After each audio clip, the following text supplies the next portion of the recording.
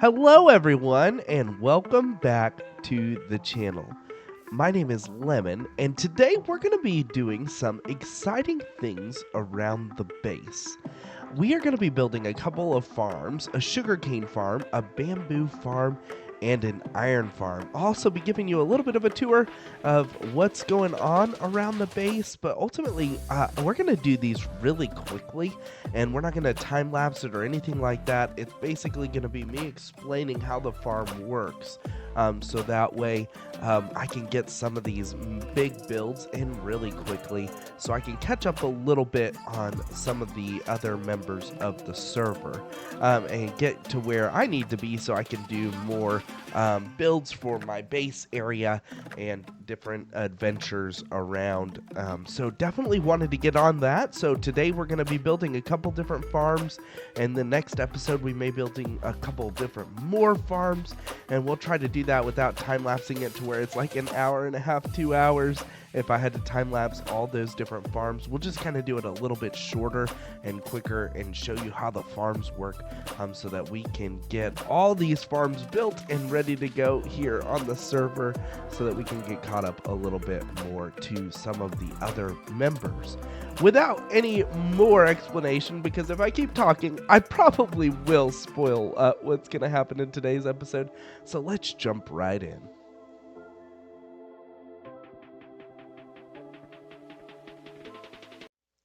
So I made a little bit more progress on the house than what I was expecting to do originally.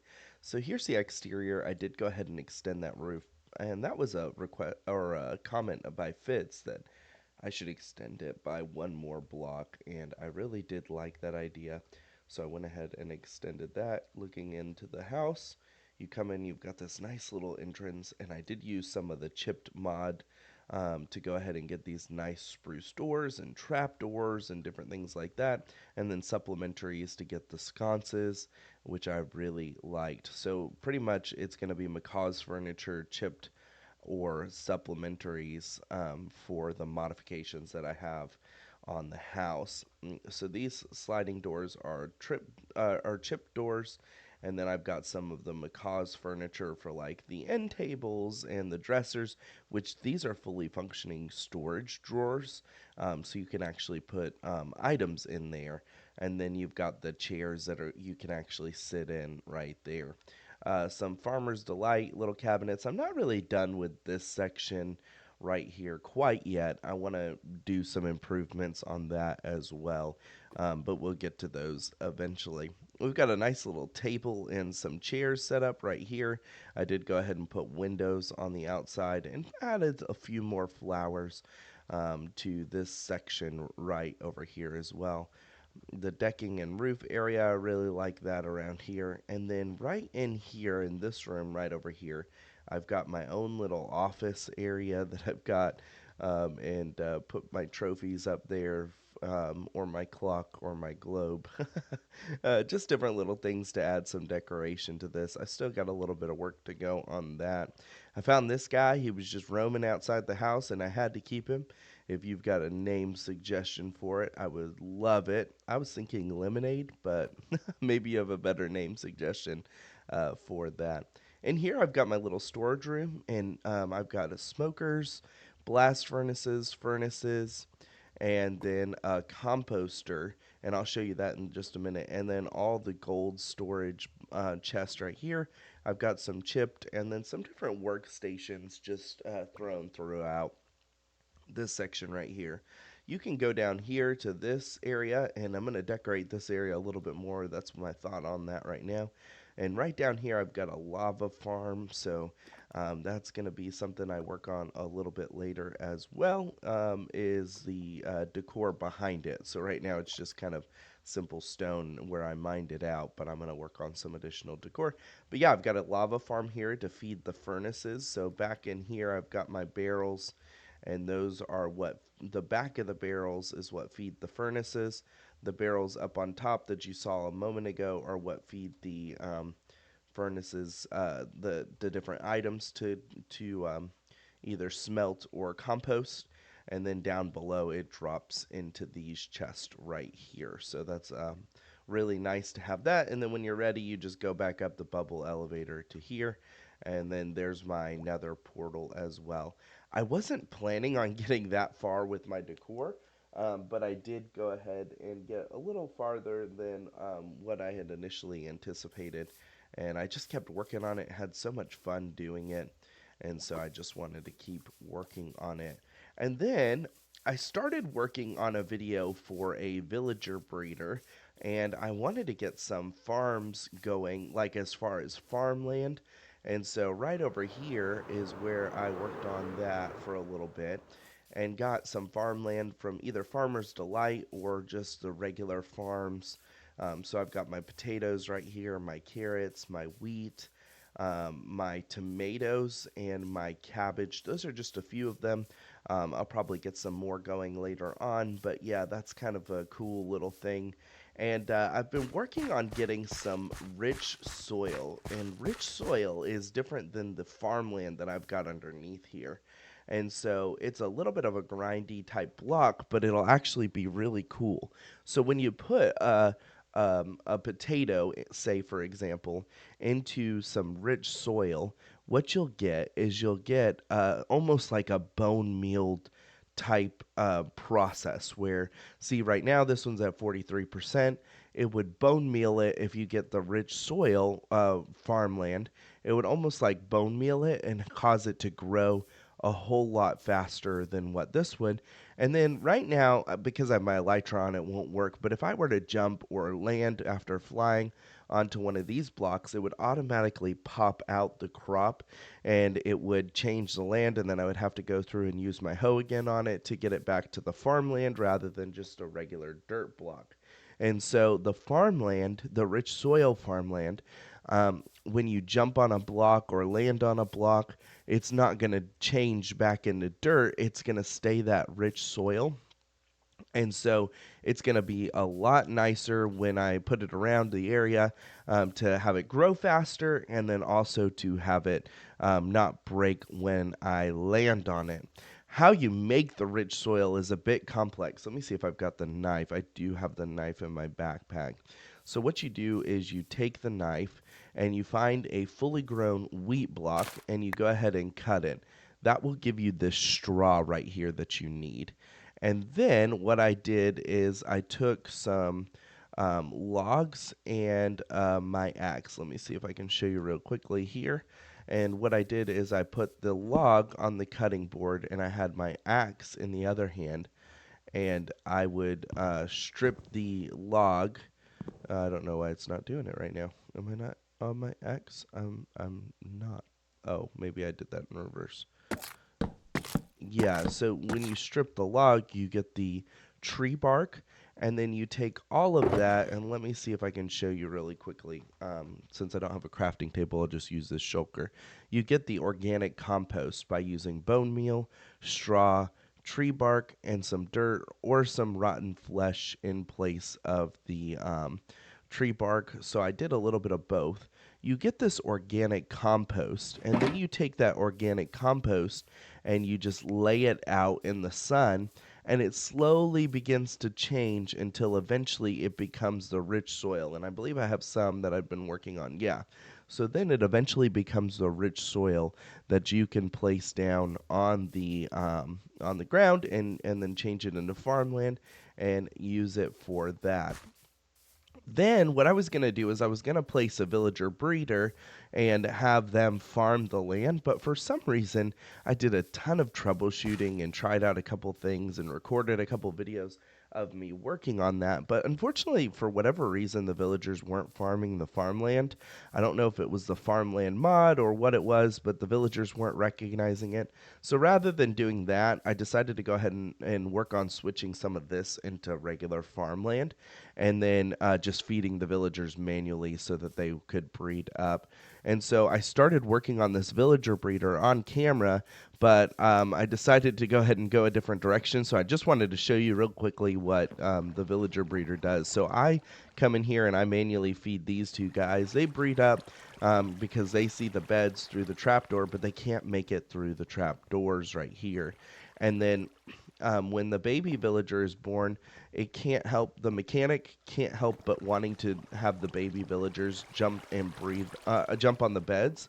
And so they'll run through and they can fit through this little section right here and get through, but then they'll fall directly to the bottom through the trapdoors. They'll come to this bottom section right here. When they grow up to be full-blown adults, they will be picked up by that water stream right there because the fence is about a block and a half. And so the fence post will pull them up and they will get caught. Their heads will get caught. They'll swim up to the top and then they'll get pushed into this section right here. I'm going to add in a dispenser with a mine cart that will go ahead and push them out. And so I've been breeding up some of these to start with, and then I'll go ahead and put a block right here to block the villagers from seeing the beds so that they can stop breeding for a little while. I'm going to probably build like a nice little house or something around this right here to kind of have a roof to it and prevent them from getting hit by any mobs. I did torch up the area a whole lot, so there shouldn't be any mobs spawning anywhere near here. But just in case, I wanted to go ahead and do that as well. I was planning on showing all of this, but unfortunately it was kind of one of those things where in my troubleshooting, it wouldn't have made a good video, but I did go ahead and make this, and this is the final product for that. So I'm going to go ahead and start working on iron farms and villager run farms over here and some other things that we need for the base. And so that's kind of where I'm at with all those. And I did transport those villagers from the other side of the mountain where you saw me get them in the first episode to right over here in this direction. Where I could do that. And then, yeah, I've been harvesting some of these crops and different things, so I have a good amount of the crops right over here with the carrots and the wheat, and I fed a lot of the wheat and the potatoes to the villagers so that they could breed up some different baby villagers. So, yeah, that's what I've been working on, is trying to get those all set up. And so that's kind of what I've been doing a little bit off camera, I guess, if you will. I didn't really want to do it off camera. I was planning on recording all of it, but with all the troubleshooting and everything, it just ended up working out. Originally, I had a farm here with farmland, rich soil farmland, and the villagers just weren't harvesting the crops like they should. And so I just gave up on that and thought, it'll just be easy enough to farm it myself now that it's all mature and just feed it to them, and then that we could go from there. So that worked out really well, and that's kind of where I'm at with all the progress that I've made on the server so far. The next thing I want to do is one of the most simple but yet most important farms on any world, especially a Java world, and that is to build an iron farm in this section. And since I have the villagers already bred down there and ready to go, I'm going to go ahead and build the iron farm and then take these villagers and move them up here next to my house. The reason I'm doing it next to my house is to give us some more room and then to have it more active while we're up here in our storage area, which is primarily where we'll be in and out of and in our house area. And so I wanted to go ahead and build it here, and I felt like this was the best spot to do it in. So I have the outline all laid out. I'm going to go ahead and jump into the build process, and we're going to jump to the next step, which is the iron farm all built out for you. And just like that, we have a fully functioning iron farm. Let's go ahead and show you how this works. So we did go ahead and put some of these zombies up here. So that way any golems who were spawning outside of the zone that they were supposed to spawn in, they would kind of lock onto those zombies right here in the middle, and they would fall into the water trying to attack those zombies, but they wouldn't be able to reach them.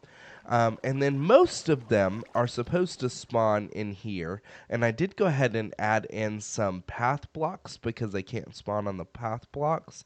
And that's kind of helping to push them into the water stream of where they're supposed to spawn rather than in this zone right here.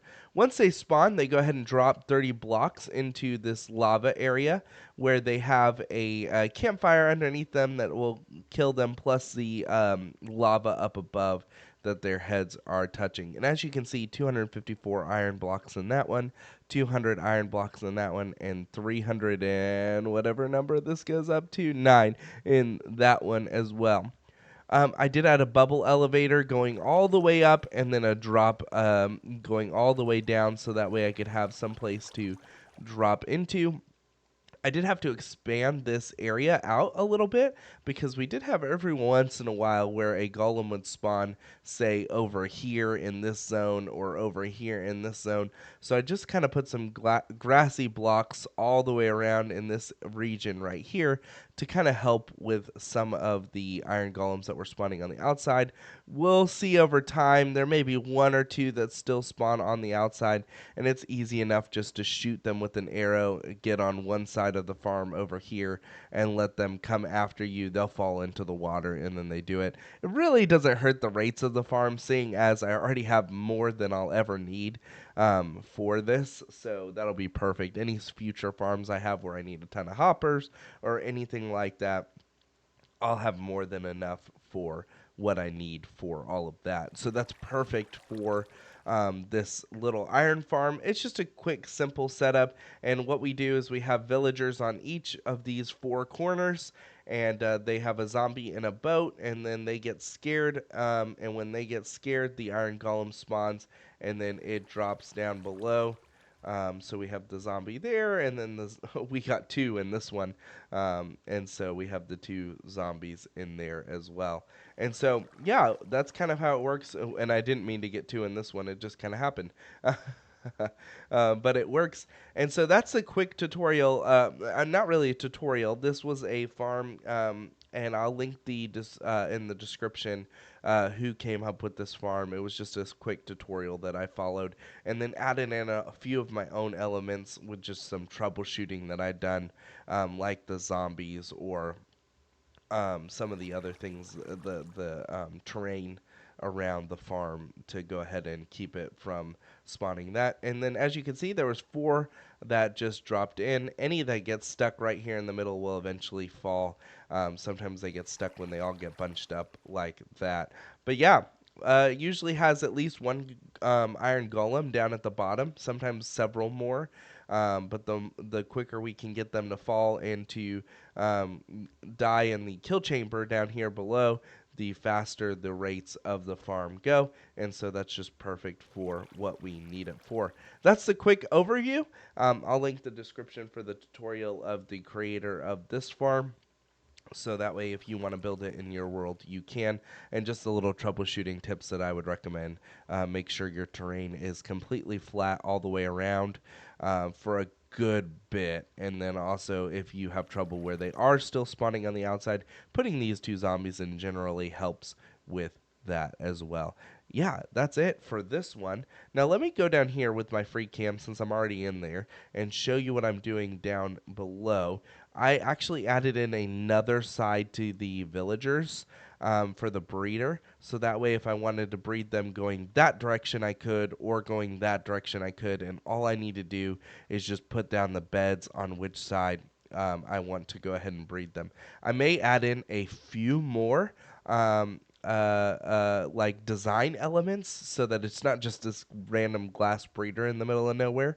I may go ahead and add in like an actual house built around it, so that way it looks a little bit nicer than what it does now, but that'll be a future project. And then I put these lightning rods all around to kind of prevent lightning from striking the villagers, causing them to turn into witches, because we definitely don't want that. We want villagers, not witches. And so that does it for these 2 farms right here and what I've been doing and working on for those. Next, I'm going to go ahead and put some farms in here.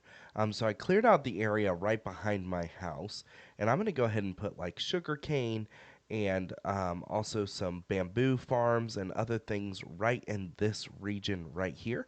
And so you see all the netherrack right there. What I've done is I've laid out the chunk borders, so I make sure that I don't go over the chunk borders, breaking any of the farms right over here. And so that's why I've done that and put it out there, so I make sure I stay in between the chunk borders. And so I'm ready to build and jump in and build some of those farms right here. And the reason I wanted to do it closer to the house and the storage area is because it'll be loaded more often because I'm over here more often. And so I wanted to build it up here as opposed to down there, where I'm not as much as what I am up here. And so that's what I'm going to work on next is building some simple farms. And so let's jump right into that, and I'll show you when they are all done. All right. As hindsight, I probably would have rotated these farms so that they were facing towards the house rather than towards the inside, towards each other. But ultimately, that's not really a huge deal. It's just like now visually you can't see it from the side as well as you could from facing this way. So it's totally fine. It works, and that's what counts ultimately. But yeah, this is a great farm. So this farm has been running for about 30 minutes. I cleared out the inventory or the chest and ran it for about 30 minutes. So for just 30 minutes, this one has produced 66 sugar cane, and then this one over here has produced about 1.11k bamboo. So definitely a ton more bamboo. What I went ahead and did is just did the old tried and true observer with piston facing inward, and then underneath it I put a minecart with hopper. It's not 100% lossless. Sometimes sugarcane or bamboo will get stuck in the corner and the minecart won't reach it quite there. I could put the minecart out one more block, but it wasn't worth the one or two that we're going to be missing doing it that way. And then I would have to like expand this a whole nother block as well. I also don't love the hoppers on the side of it. It was just a quick and easy way to get it to the drops from the top down into the bottom chest, so that we have one combined storage system rather than a chest right here, a chest right here, a chest right there, and a chest right there. Just to have them all drop into one chest, it just makes it a little bit easier for me. And then the stone brick look, I don't know necessarily that I want to keep this just stone brick. But it was the resources that I had in the moment, and so I went ahead and used what I had. I don't really have a whole lot of other resources, and so I went ahead and used what I had and made it work. But yeah, right behind here is just some simple water running in there, and then the right behind the observers, behind the pistons, and also behind the observers is a block with redstone on top of it. And when the sugarcane goes 3 blocks tall, the observer will send a signal to the pistons, and that will break the second block and will break this whole row. I could have used less observers and just done it where I had one single line. I just find that this is the most efficient, and I had the resources to be able to build the observers, and so it worked out perfectly for me. And then because of the iron farm, I had the resources to be able to make these minecart with hoppers and the rails that I needed for this system right here. And then I did go ahead and use that rich soil. I tested it with sand and regular dirt, and then also the rich soil, and the rich soil did grow them a little bit faster. The rich soil doesn't bone meal the sugarcane the same way it does the bamboo, so the bamboo is running a lot faster because of that, but it still was growing faster. I did it in like 8 blocks for each, and every time I tried it multiple times, and every time the rich soil was growing much faster than what the soil over, or just the regular soil or sand or red sand or anything like that was growing. And so I decided to go with the rich soil for that. You can see every once in a while a bamboo piece gets hung up on that, but as soon as this one grows up, it'll drop down to the bottom, or the pistons shoot off again, it'll push it towards the middle, and that minecart will pick it up. Ultimately, this is going to be used for wood, so building chests and other things like that, that's going to be primarily what that is used for. And then this one over here is going to be used after I build my mob farm, that'll be used to build rockets and other things that we need for the server. And so, kind of went ahead and did that. I also wanted to show you I am breeding up some villagers down here, so that way we can go ahead and get a villager trading hall started here soon, because we definitely are going to need that sooner rather than later. And so I'll go ahead and start breeding up the villagers up down there as well, and we'll get a little villager trading hall going. The iron farm is running super, super well. There's a little bit of efficiency lag where I don't know where it's usually dropping 3 and not 4.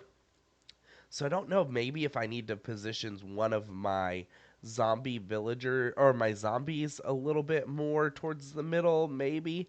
Every once in a while it'll drop 4, but most of the time it's just dropping 3 iron golems.